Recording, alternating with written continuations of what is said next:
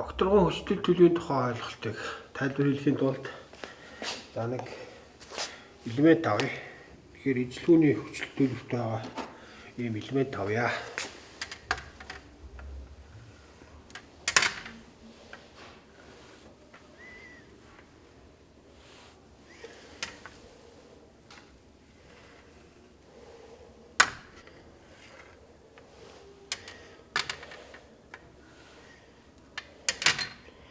За барилга тип хэлбэртэй ийм элемент баг.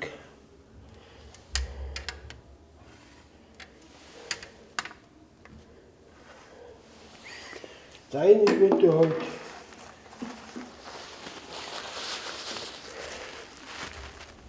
эерэг утгатай гол хүчтэд үйлчилж байг. Эерэг утгатай гол хүчтэд үйлчилж байг.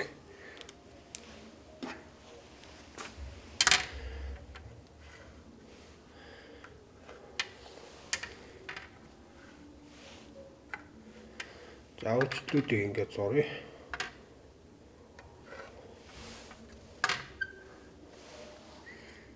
Сигма 1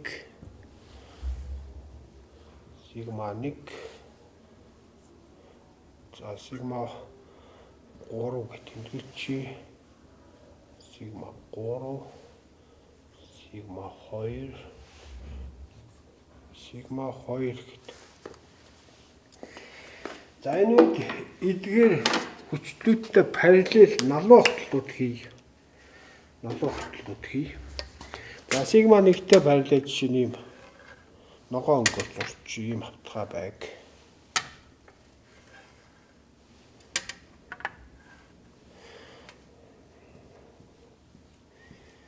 За үүнийг бид 1-р хавтгайг 1 гэж дугаарлчихъя. За дараа нь сигма 2-тай параллел босоо байрлалтай ийм налуу хавтгай авъя.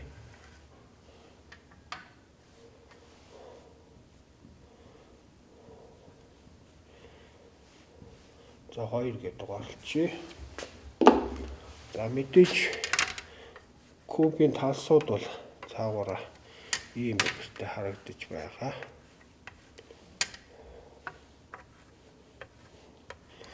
За үүний дараа сигма 3-тай параллел налуу хөтлөлт хий. Сигма 3-тай параллел налуу хөтлөлт хий. За түүнийг бид арай өөр өнгөөр хөрөнгөөр зурчих да.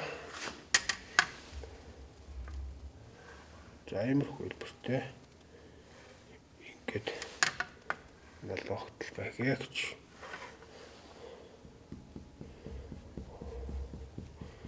За үнийг 3 дугаар налуу хөтлөлөө гэд. За энэ үед хэрвээ энэ хүчтэй төлөвийн гол утгуудаар морийн дугуй байгуулах юм бол ийм байдалтай морийн дугуй дүрслэгддэг. За 5 тол дэхийг О гэчи. За энд нормал хүчтэйгээд. За биднийхээр бол ийм харьцаа өгсөн байг. Сигма 1 нь сигма 2-оос их, сигма 3 нь хамгийн бага утгатай ийм утгууд өгөгдсөн байна. За тэгвэл энд сигма 3 гэсэн утгыг энд авъя. Сигма 3. За сигма 2 гэсэн утгыг энд байлаа гэж үз. Сигма 1 гэдэг ийм утга авлаа гэж. За тэгэхээр эхлээд морийн дугуй байгуулах юм бол бид энэ хоёрын дунд сигма 1 сигма 2 3 утгаар ийм байдалтай морийн дугуй зурагдаг.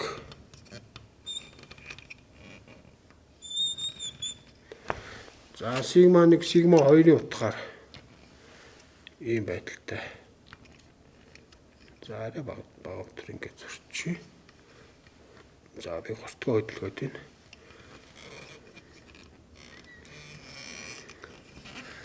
За иймэрхүү байдалтай ингээд За үүний дараа бид ерөнхий сигма 1, сигма 3-ын утгаар ийм байдалтай дугуй зөрчилж байна. За ингээд зөрчилж. За тэгэхээр бүгд яг засвар хийх юм бол энд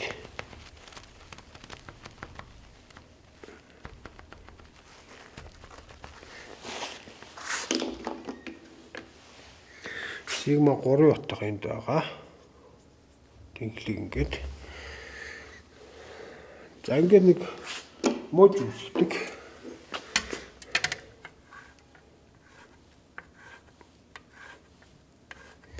Мод үүсгдэг.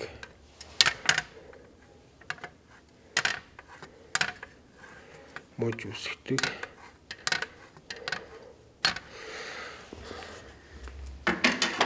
За энэ мож дээр ямар нэг дээцийг авах юм бол дээцийг дээр хутахыг бид нэр сигма альфа энэ доотыг тангес альфа гэж үз. Тангес альфа гэд. За тэгэхээр харимхай онолд эсвүүний хүчтэй төлөвт ямар нэг цэг дээр хүчлийг ийм байдалтай тодорхойлдог. За сигма альфа гэвэл сигма 1 косинус квадрат альфа нэмэх нь сигма 2 косинус квадрат бета сигма 3 косинус квадрат гамма гэсэн хэлбэрээр тодорхойлдог.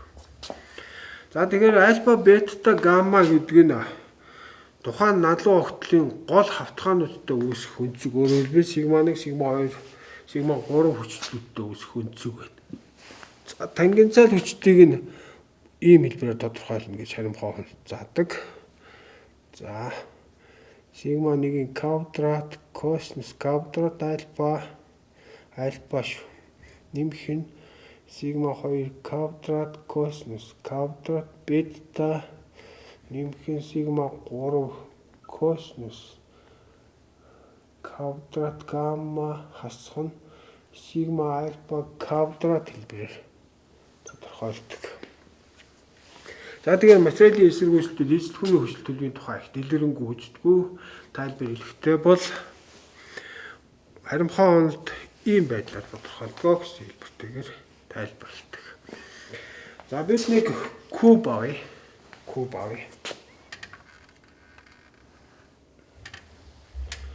За нүүрний атганы ийм байдалтай байг. Куб.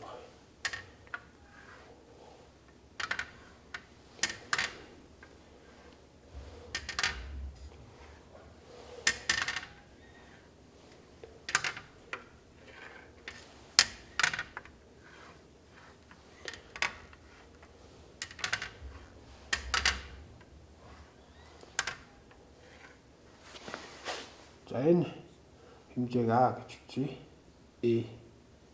Энэ хэмжээг өргөн гэх юм да. B өндрийг нь C гэж үзье.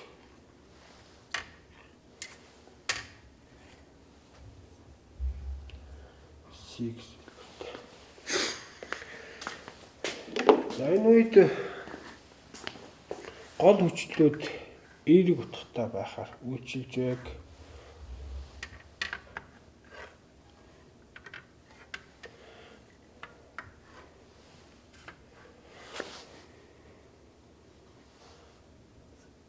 За сигма 1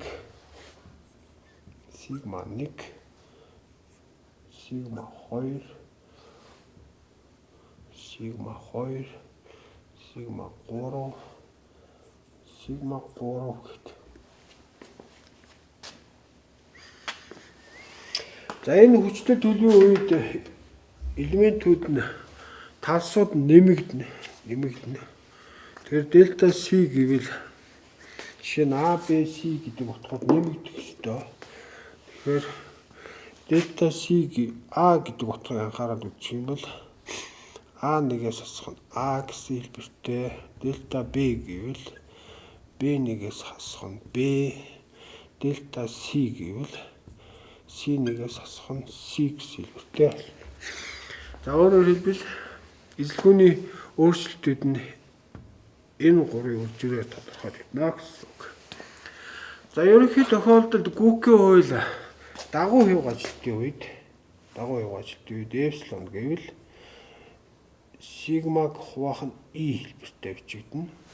За харьцангуй хөндлөн хэв ажилт болохоор эпсилон штрих гэвэл хасах тэмдэгтээ сигмаг И'д хуваагаад тодорхойлсон хэлбэртэй болно.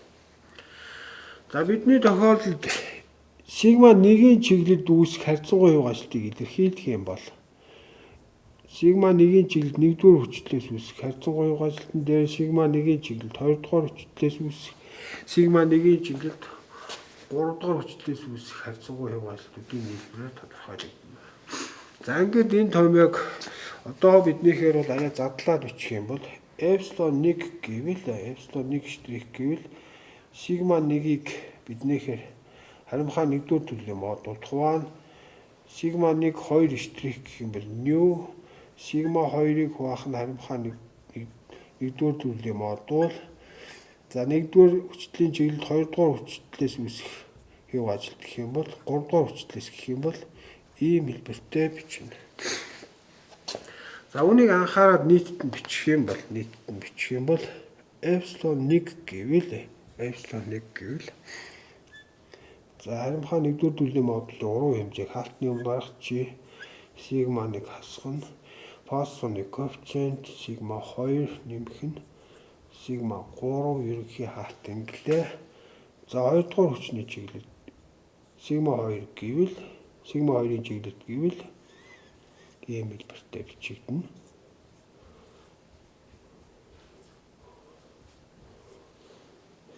За эпсилон 3 гэвэл